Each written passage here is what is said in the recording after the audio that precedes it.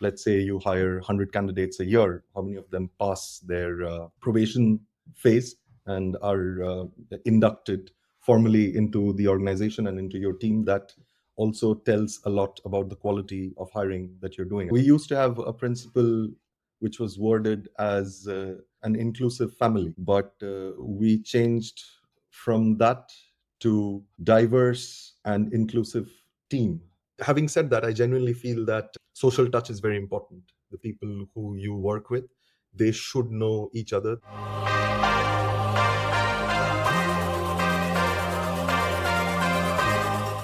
We're live on the Objective Hiring Show with Debopam.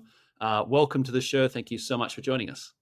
Thank you so much, Tim. It's great to be here. Thanks for having me. Oh, it's absolutely our pleasure. It's great to see you, your handsome face and your beautiful background. It's a great start to my evening. And for those listeners and viewers, it'd be great to get a bit of a background about yourself. Like, who are we speaking to today? Just so we can kind of contextualize the conversation. Absolutely. So, yeah, hi again. My name is Debopam. I have a background primarily in data science and analytics consulting, strategy, and engineering delivery management. I started my career as a data scientist, and over the years, I've worked with a few medium and large sized cross vertical organizations, managing and building up analytics and machine learning practices in Asia, Australia, and lately Europe. In my current role, I am a senior director and I lead the data and analytics organization at Travix International, which is one of Trip.com's online travel agencies operating from Amsterdam. That's me. Perfectly beautiful and succinct summary there. Where I'd love to start our conversation today is with a topic that I think is a tricky one, and that is how do we define hiring success? Like, are there any particular metrics we should be looking at when we're thinking about evaluating how our hiring is going? Is it going well? Is it going poorly? Are there any metrics that you think about when you're going to hire? That's a good one. I would say that hiring success, we look at it at two different times. One is how the hiring itself is going. What does your candidate pipeline look like? How many people are, let's say, applying for a position, and how many of them are actually, being passed on to the interview stages? That's one dimension that I generally look at. The other, of course, is post hiring, how the candidate is performing. Let's say you hire 100 candidates a year. How many of them are how many of them pass their probation phase and are inducted formally into the organization and into your team? That also tells a lot about the quality of hiring that you're doing, I suppose. Yeah, I feel like one of the challenges with hiring is that the main success metrics, for example, the second one you mentioned, which is ultimately, did you hire the right person, just takes quite a long time to really know that for sure. So yeah, you could, I guess, have that past probation or not data point after 6 months or 12 months, depending on your country. Um, but if someone stays in the same job for 5 years, is that success, or is that a situation where you might have expected more growth from them if they'd, I don't know, left your role after 18 months to go to get a promotion in another company? Is that success or failure? I feel like the lack of like super clear, almost like gold standard success metric maybe makes it hard to optimize and automate things in hiring. Do you see it that way? Yeah, of course. If you sort of zoom out a little, and if you let's say look into the philosophy of team building or hiring, or introducing um, external parties. When I say external parties, I mean let's say new candidates who don't just bring in new skill into the team, but also a definitive culture, which could be very unique to them into the team. It um, it it changes the dynamics of your team. It depends on what kind of values and culture your team already has, what kind of leadership principles your organization runs with. And over a longer period of time, these things also evolve, right? So when generally speaking, when you hire for a specific purpose, right? So So basically, let's say you're hiring a machine learning engineer. You have identified a need for a machine learning engineer in your team. It could be either to extend the capacity of your team, or you're trying to add a new skill set in itself to the team, right? That basically changes how you look at the future of that team itself. So with the increase in maturity, I think I think a lot of things evolve along with uh, along with the circumstances. And and look, to be honest with you, how long a candidate stays with you, it does not only depend on what the candidate brings to the table. It also depends on what you are offering to them as a team, as an organization. So when you're looking at longer time spans, let's say a year, 2 year, 5 years, all of these things also sort of take up a lot of priorities, or it has a lot of impact on that. Yeah, for sure. And thinking about it now, as you described that kind of time horizon, geez, there's so many other factors which, if you're building like a regression model to predict success on the job, there will be a lot of factors that are pretty much out of your control, like what's happening in the macro economy, what's happening in the company, technology change, um, uh, so many things that just you can't really touch. For example, in Australia during COVID, we had a lockdown where we couldn't get any skilled migration at all. And in the tech sector, we rely heavily on skilled migrants. So overnight, pretty much software engineering salaries went up like 40%. So if you weren't really carefully matching your current salaries to the market rates, your engineers just left because they could get such a massive pay increase very easily. So, it'd be so easy to look back on the data and see, well, this person left or they only lasted this long without knowing all these other factors that must, yeah, create a big error in any kind of model to predict hiring success, I would have thought. Yes, indeed, indeed. I think you're right. And look, these are heuristics that will come into the market once every few years. The robustness of your hiring strategy, the stability of your team and your company. I think, although these are testing situations, right? But these should not define how you hire. Of course, you should evolve and adapt to what is coming towards you, the cards that you're dealt with. But yeah, I think these wider topics, they depend on very many things. You might also argue that even during this topsy-turvy time of the pandemic, there were many engineers and analysts and data scientists who also stuck with the employment that they previously had. It also depends on what kind of value the person sees in what they're doing or what their organization is contributing to. So yes, indeed, I agree that your principles, your hiring policies, what you offer to a candidate when you're hiring them, it sometimes is dependent on market situations, the kind of salaries that are being offered, and several other things. Right, with technology changing so quickly, that is also something that you need to account for. So it's obviously not just salaries that keep people going, right? What kind of tech stack you're working on, what kind of business and technology problems that you're trying to solve. These are, I'm sure, things that equally impact how what is the longevity or the shelf life of your teammates. You mentioned in passing there a few times the culture of the place and making sure that people are going to be able to add to that and thrive in that. It struck me actually a few times going to certain offices of companies, especially your sort of high growth tech kind of vibe, is that sometimes, to be honest, they feel almost like cults.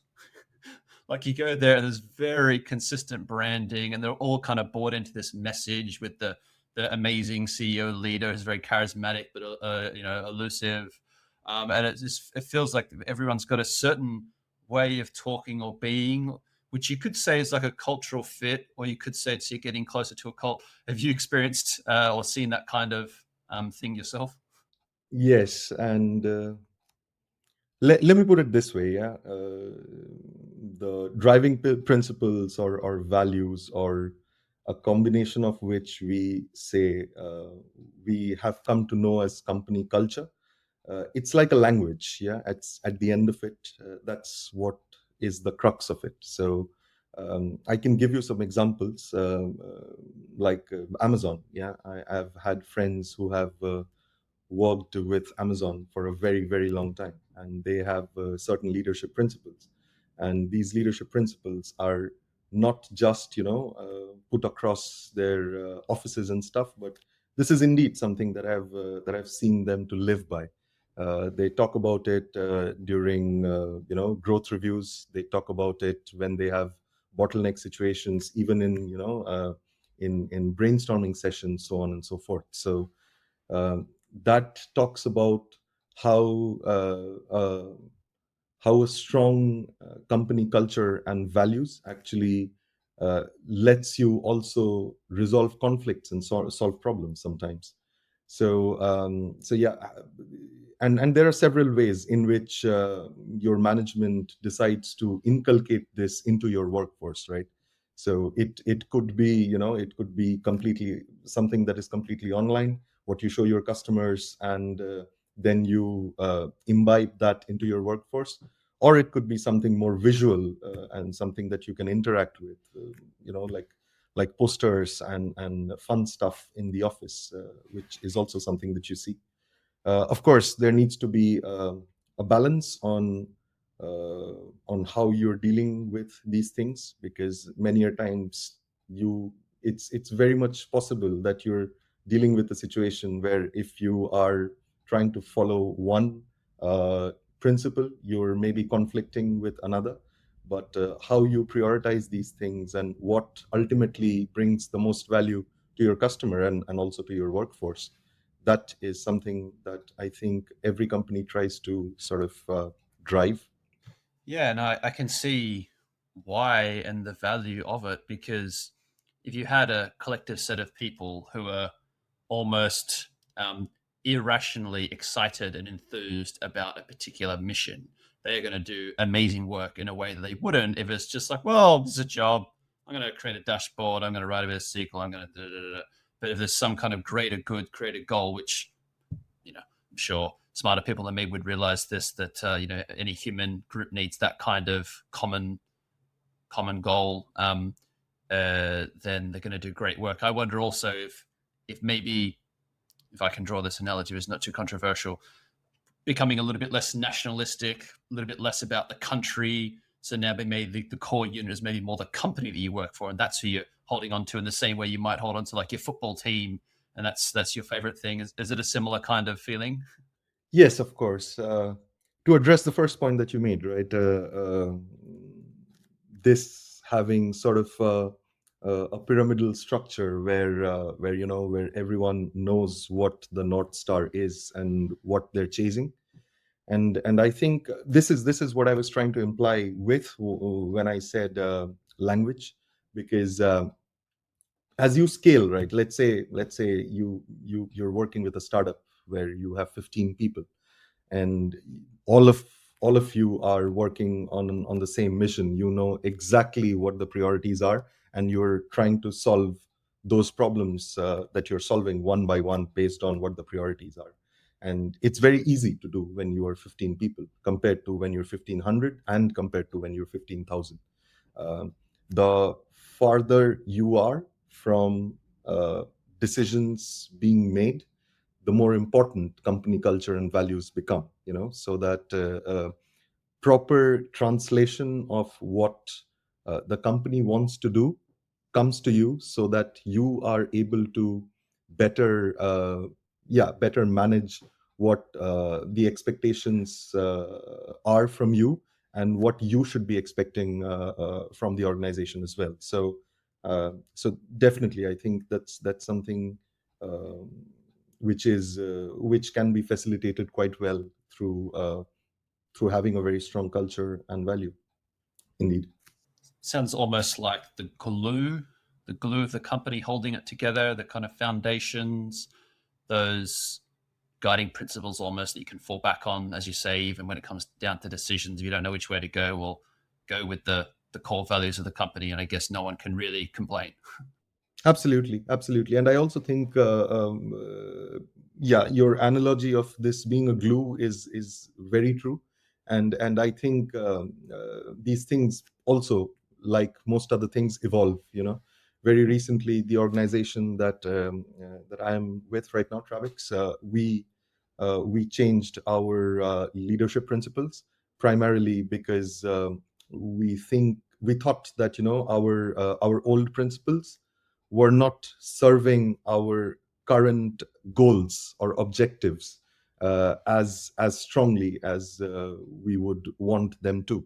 So we pivoted. We did not totally give away or closed the book on our previous let's say leadership pillars or leadership principles, but we evolved them, or we changed them to more accurately fit what we are trying to do. And we felt that it was necessary to do, primarily because we felt that these are it's the glue that keeps the company together. And more importantly, it's the glue that basically helps everyone bind their combined efforts towards a unified goal. Out of interest, would you be able to share one of the principles that got adjusted and why that particular one was changed or evolved? Sure. Yes. One of the things that we changed was, so we used to have a principle which was worded as an inclusive family, but we changed from that to uh, diverse and inclusive team. I think it wasn't done to sort of move away from the fact that we are a very closely knit group of people. But as we started branching out, having offshore teams that are working over different timelines, I think it was important to sort of have that spirit going in a very definitive way. And there were also there were all I could also quote examples where um, we wanted to challenge each other.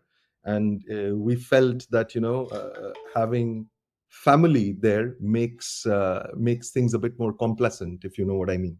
So we wanted this to come out very well, that we are not always we don't shy away from challenging each other, and you do that more in as a team than as a family. So we want that flavor to come out well, and that's what we did. Yeah, I like that rewording. I guess some people listening to this, their family at Christmas time might be particularly brutal, and they're thinking, "No, no, it's fine. We're very honest to each other. We should keep the family analogy." But yeah, I completely get it. And at a certain size of company, I think it would feel to me slightly disingenuous to refer to it as a family, because it really isn't at that kind of scale. Maybe when you're 5, 10, 20, you've got that family like vibe, but at the kind of 1,000 person mark, I guess it's not really the case anymore. Um, uh, what we're discussing at the moment is interesting because we've spoken about some of those hiring success metrics that are metrics, quite measurable things, particularly in that the pipeline you were describing. Also, the success, like did they pass probation, did they not? What was their overall score? Those kinds of things you can imagine. And then we're talking about a bucket of things that maybe aren't that measurable: culture, um, some of these principles. Um, when you go to hire, how do you think about using data versus using more intuition and gut feel? Where are you on that spectrum? How do you think about this? Well, let me put it this way.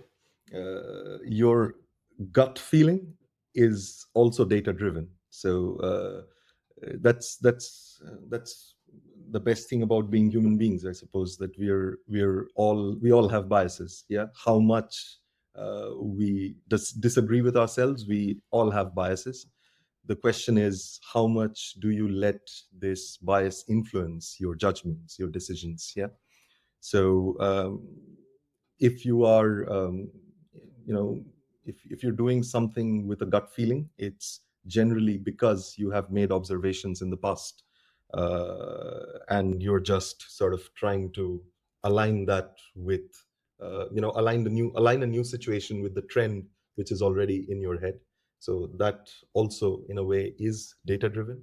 But when it comes to practice, right, you want, there are tools and technologies available now that let you matrix these things very well. So you would want to be as data driven as possible. But then again, every candidate is different, and how you gauge them, what um, comes across very well during an interview. And to be honest, look, an interview is also it's a very short period of interaction that you have with the candidates, right? So um, what you are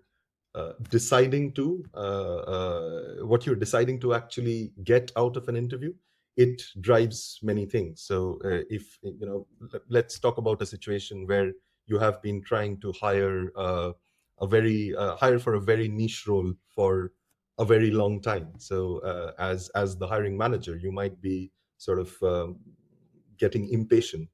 And what do you do about it? Once you see certain skills in the resume, you're immediately attracted by that candidate, and you definitely want to have a conversation with them. And in the back of your head, you do want them to succeed, because you don't know when you will get another candidate who has worked on those technologies that seem to fit your needs.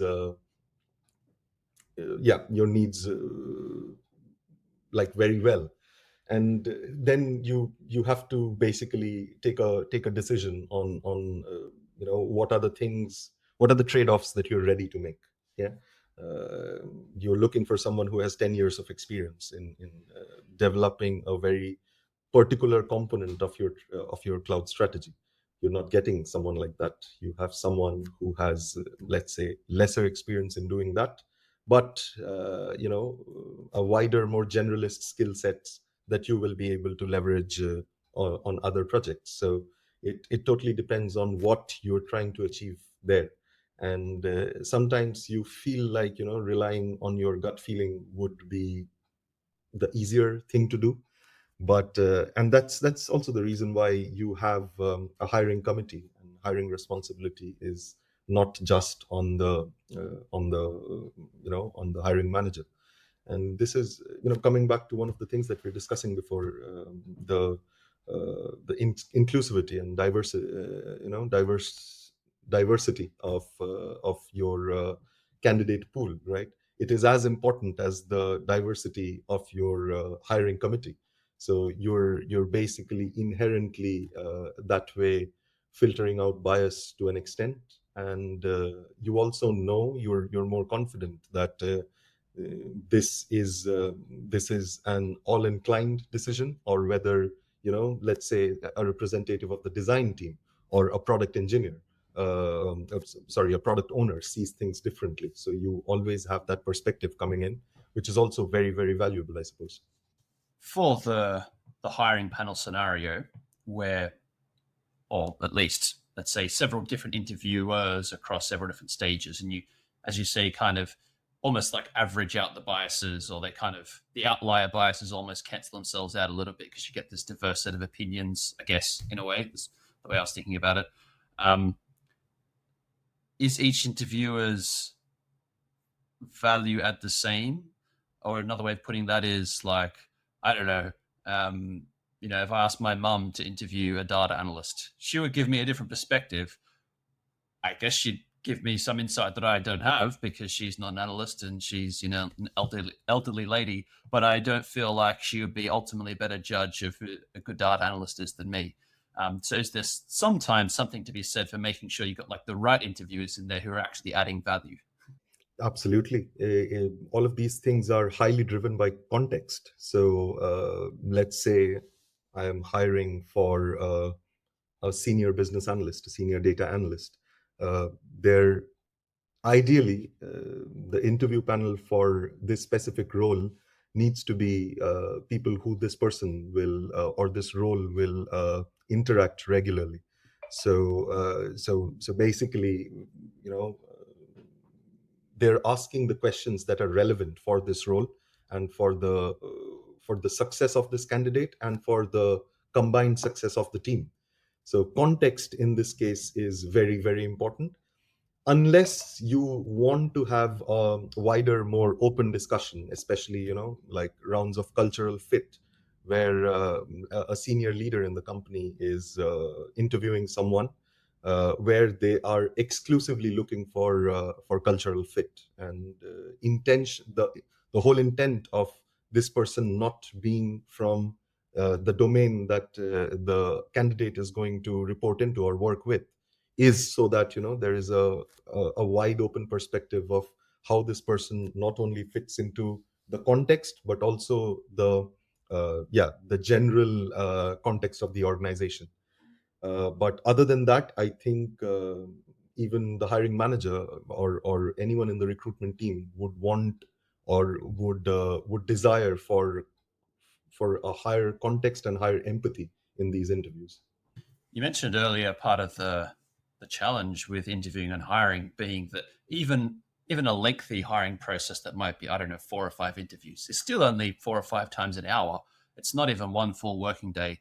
So I feel like that's one of the fundamental challenges with hiring is it's like a small sample size issue. Even if we gave them a few different tests and 5 interviews, it's still almost nothing compared to just working with them for a week or two.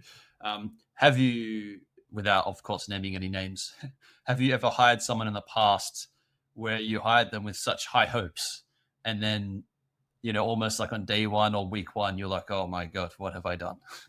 Not in a day, not in a week. No, over a longer period of time, I've had some experience of questioning myself or questioning the team's decision to go ahead with someone.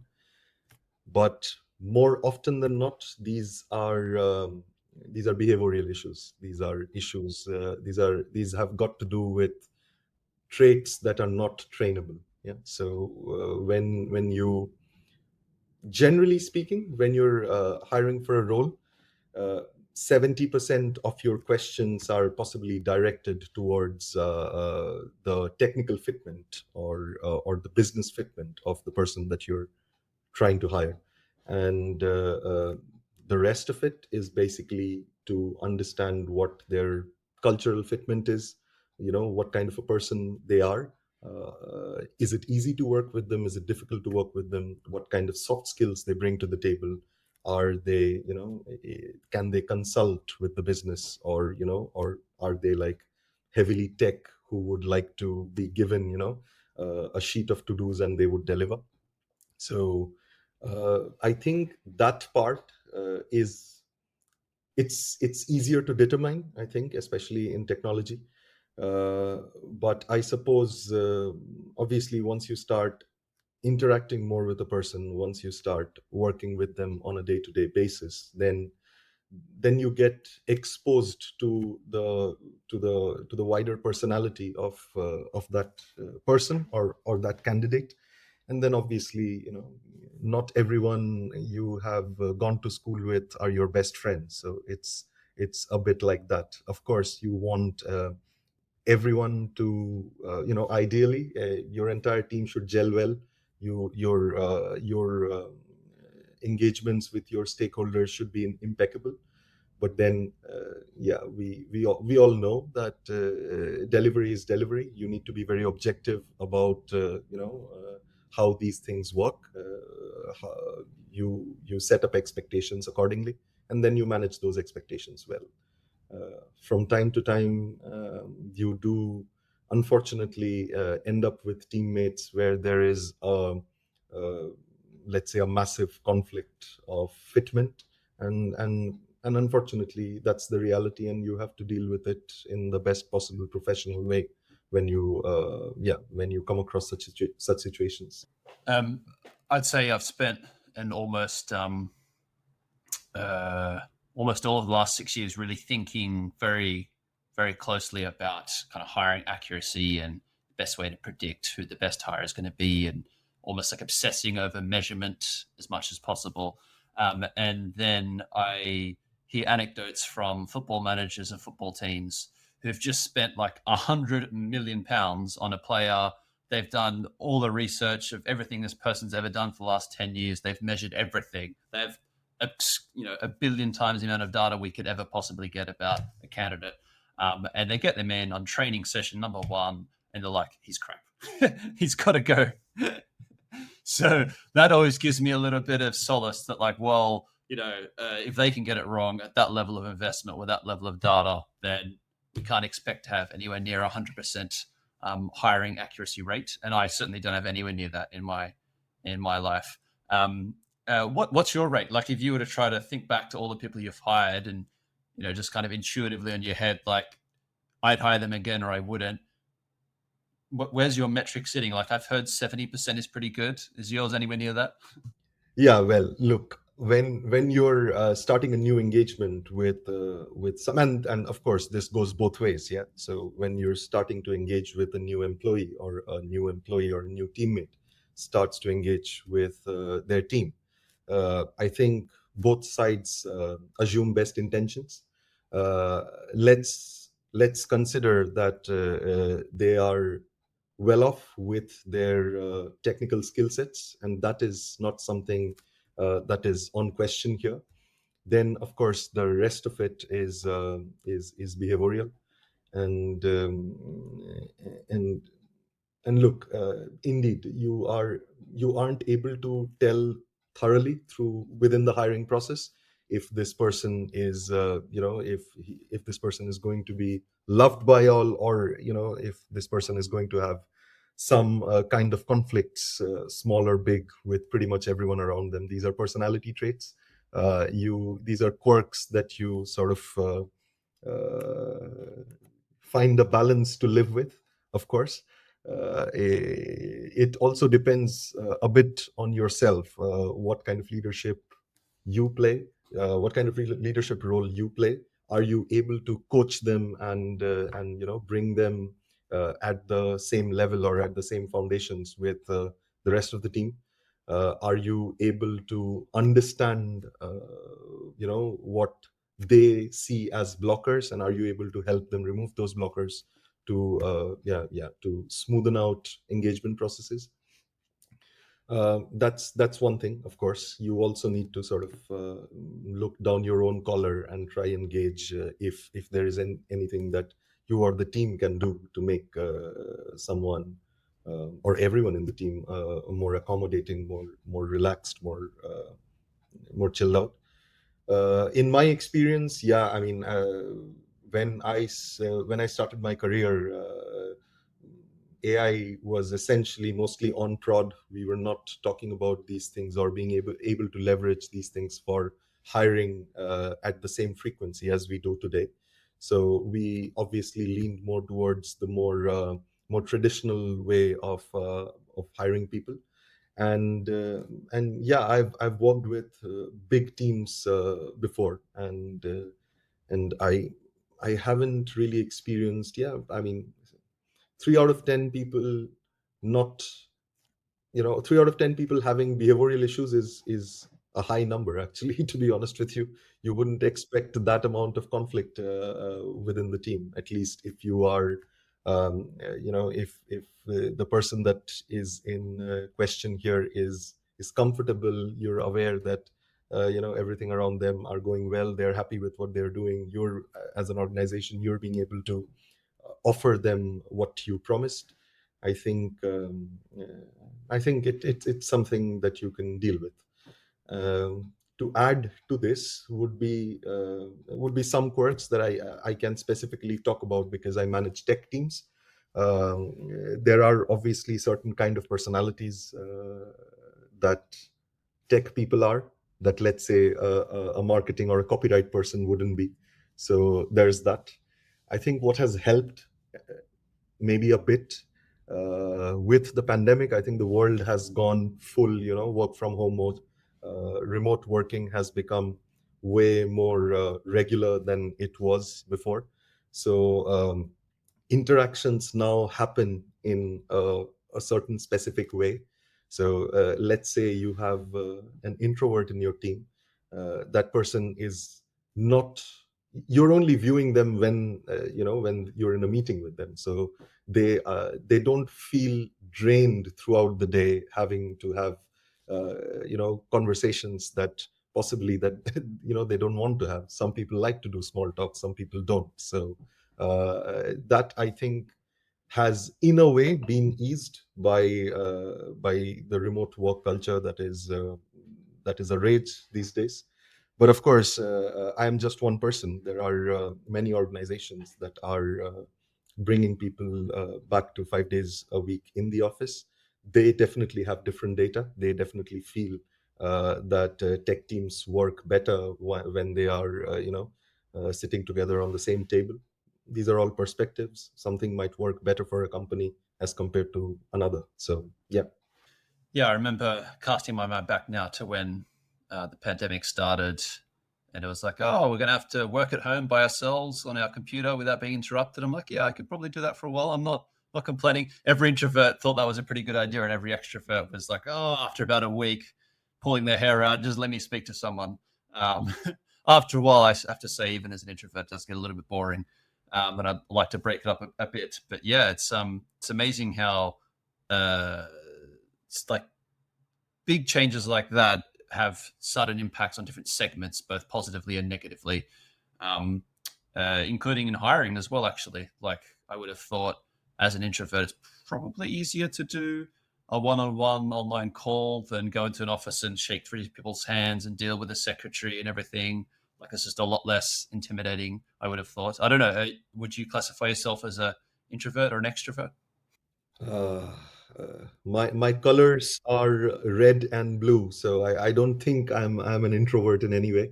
But I mean, look, these things I wouldn't. It's not probably the best idea to label people as extroverts and introverts. Many people might not like that, but yeah, when you speak with someone, you know what makes them comfortable and what doesn't. You spend some time with some people, and you immediately are able to figure out what they like, what they don't.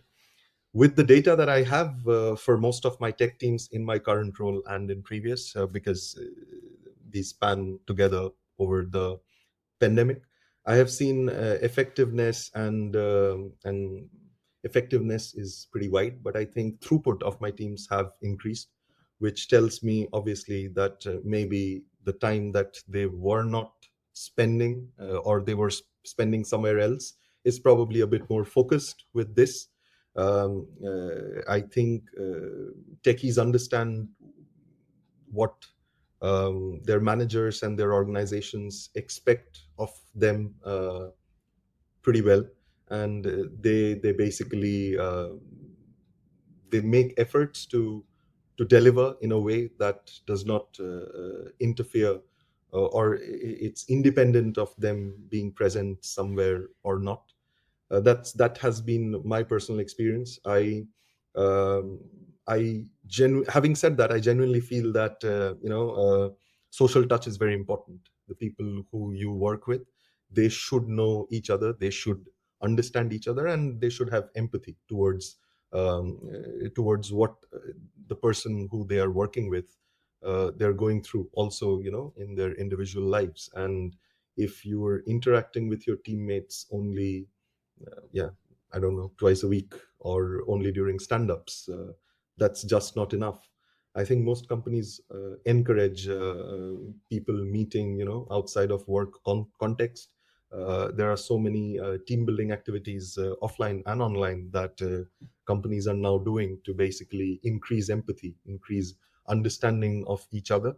And this is also, I would say, an evolution in the way workforces across the world operate, right? I'm sure back in the 60s, you didn't do as much of this than how you do now. So as a as something important, it has been identified, and people are taking steps towards it. But yeah, that has been my observation so far.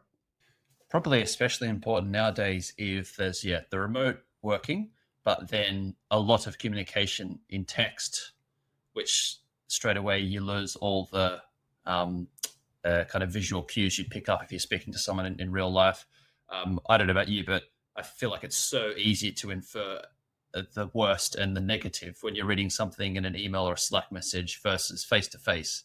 Like it's just maybe it's just my personality, but I always detect like a little bit of negativity or sarcasm or something in the tone just because we can't speak to each other. So I feel like yeah, adjusting for that with some face to face catch ups is a no brainer. The other one I think is maybe important is that if the average person's tenure in a company is so much shorter, it's not like you're a lifer and everyone's a lifer for 30 years. And even if you didn't have a lot of out of work team building activities, doesn't matter because you see them every single day in the same kitchen in the one office.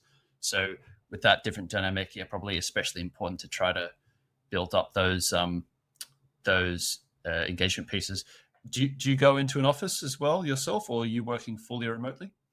We are hybrid. We go to the office twice a week, but yeah, it's optional. So you choose, you decide whether you come to the office or not. And we have, so we also offer fully remote roles as well. So I think less than 10% of my current team is fully remote, and rest of us are working from Amsterdam. So we like to see each other twice a week. It's winter in Amsterdam right now, not the best time to commute, but yeah, we do make efforts to see each other once a while. Yeah, it makes a world of difference. Even just, I don't know, even a few times a year is you get a lot out of those few times you see someone in the flesh. And I'd say this having run a fully remote company for 6 years, just even a little bit of real face time just adds a lot of warmth and connection. I think it's so hard to replicate that over a two-dimensional digital experience. Like, you know, there must be something happening in our brains where we know that this isn't completely real. You know what I mean? I agree, Tim. I agree, and I don't think we should. I don't think an online meeting can fully compensate for a meet and greet, a proper handshake at the office. I don't think uh, those are also not meant to do so, right? I think uh, uh, for us, we still run most of our critical meetings in office. Most of the leadership meetings in most of the companies still happen in person, and we highly encourage that, not just for empathy, or not just to understand how things are going on with each other, but also to achieve velocity. In some cases, it's always easier to walk up to one of your colleagues and ask them what's going on, instead of you having to put something in their calendar and then scheduling a meeting, setting up a time specifically to discuss something with them, which could have been a coffee together. So that's obviously, I think we need to be very careful and very cautious about these things. Also, the content of your discussion. I think the more sensitive issues should be discussed, face to face. I think it's just more human to do so, I suppose. Do you feel like AI is going to be taking over everything now in terms of hiring in the next couple of years? Or are some of those things we were talking about at the start of the call fundamentally so human and AI can never really understand them? It's To be honest, it's hard to say how we are going to how we as humans are going to leverage AI 50 years from now. It the capabilities are evolving.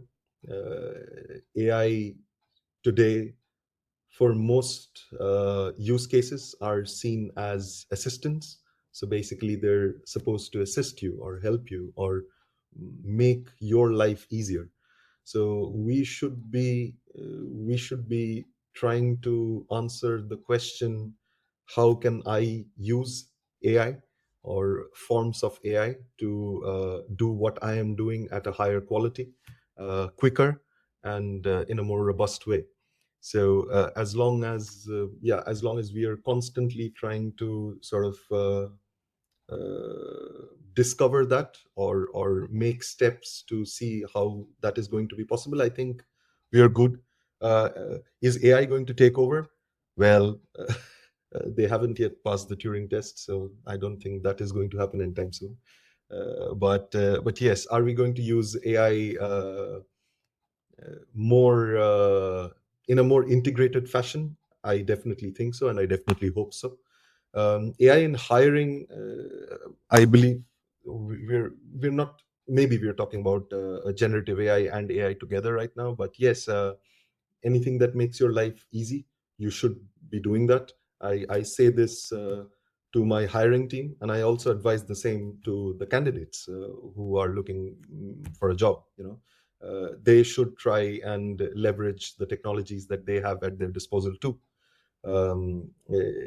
Yes, does that make interactions easier? I don't think, as long as there isn't any impact on the quality of outcome, I would highly encourage people to use AI, especially in the field of hiring, especially if you're a big company, and for a role you get, let's say, 300 candidates.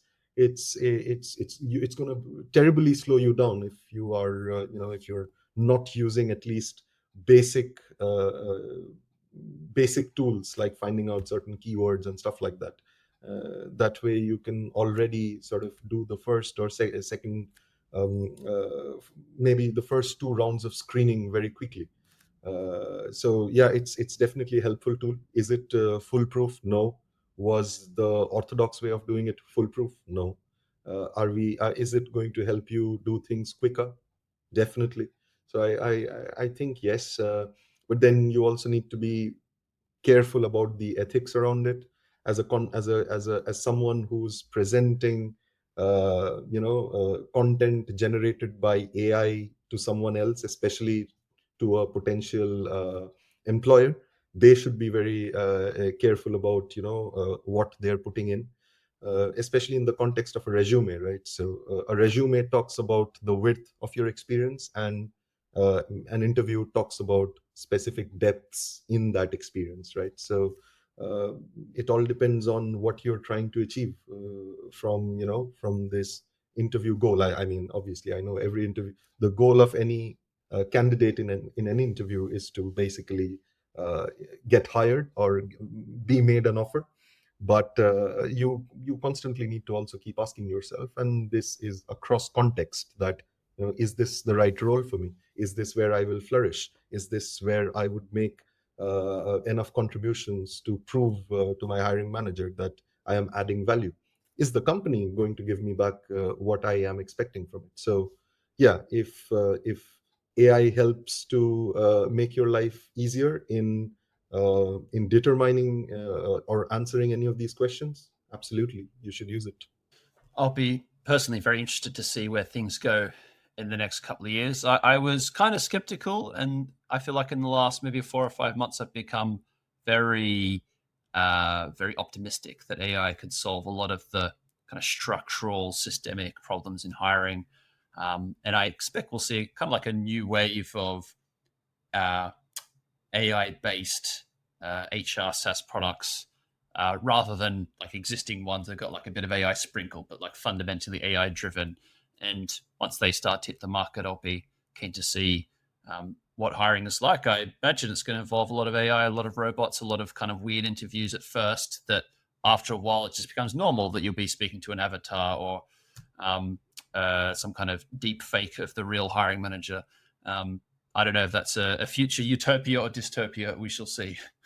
Yeah, look, these things are generally need driven, right? So it depends on why, it depends on the use case, why you want to use what you want to use AI for, why do you want to use it. um, AI as a term is also used very, very loosely. AI has been in practice, automated intelligence or artificial intelligence has been in practice for a very long time. The concept that is new is generative artificial intelligence, where you are creating synthetic data. Uh, when it comes to hiring, I think data scientists have been working with hiring managers, hiring teams, especially recruitment teams, recruitment boards, for the better part of 10 years now. I suppose they help them create automations around around candidate screening, what kind of questions need to be asked, and those kind of things. There has a lot of work has been done around this. There are companies who offer this as a product, and certain things that you are asking a machine to do, you want to govern, right? For example, is my model um, ethically unbiased? Is my model, or checking off all the items in the list that I want them to specifically do, especially when it comes to regulations. Am I screening out um, any kind of quality measurement as well? Am I screening out good candidates away? Is that something that is happening? These kind of things have happened much more in the past. I think today, AI is there is this generative AI wrapper on machine learning that you see more often. Things like, a deep fake of your hiring manager interviewing you and stuff like that. Which I don't think it is still, I don't think your hiring manager should be so busy that he is not interviewing you directly. Then I think it's a different problem to solve, and not essentially the quality or the empathy metric that you want to gauge during an interview. So yeah, it's definitely plausible that such a condition arises in 10 years, and then we'll see how that is being done. Maybe then you won't even need a deep fake. You can just answer questions by writing them. It can just be a chat interview, even easier, yeah, especially for people who don't like to have long interactions. It might just be easier that way. It may be, and it may be 10 years, it may be two, maybe 100. We shall see. Debopam, it's been a great chat with you today. Been a wide ranging conversation. You've certainly shared a lot of insights with our audience. So thank you so much for joining us. Thank you so much, Tim. It's been a great morning for me as well. Thanks for talking to me.